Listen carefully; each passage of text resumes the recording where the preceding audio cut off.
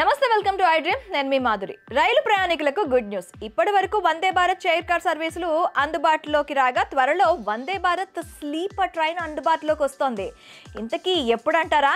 భారతీయ రైల్వేలో సంస్కరణలకు తెరలేపిన కేంద్ర ప్రభుత్వం వందే భారత్ రైళ్లను తీసుకొచ్చింది. ప్రతిష్టాత్మకంగా ప్రవేశపెట్టిన వందే భారత్ రైళ్లు ఇప్పటికే దేశంలోని పలు ప్రధాన నగరాల మధ్య పరుగులు తీస్తున్నాయి. 50కి పైగా వందే భారత్ రైళ్లు ప్రయాణికులకు సేవలు అందిస్తున్నాయి.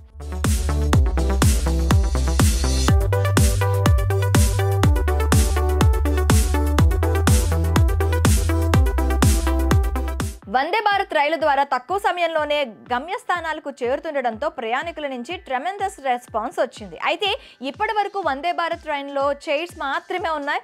ప్రయాణికులు పడుకొని ప్రయాణం చేసే వీలు లేదు. ఎక్కువ దూరం ప్రయాణం చేసే వారికి ఇది ఇబ్బందికరంగా మారింది. ఈ లోటును తీర్చేందుకే కేంద్ర ప్రభుత్వం వందే భారత్ స్లీపర్ రైళ్లను తీసుకొచ్చేందుకు రెడీ అవుతుంది. భారతీయ రైల్వేలో సంస్కరణలకు తెరలేపిన కేంద్ర ప్రభుత్వం వందే భారత్ రైళ్లను తీసుకొచ్చింది.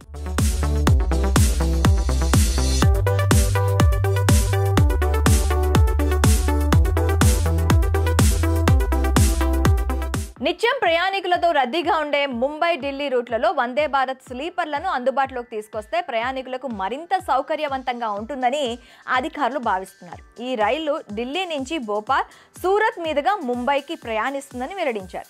వందే భారత్ స్లీపర్లో మొత్తం 16 కోచులు ఉండనుండగా వాటిలో third AC 10, second AC 4, first AC 1 Bhogi ఉంటాయని రైల్వే వర్గాలు పేర్కొన్నాయి.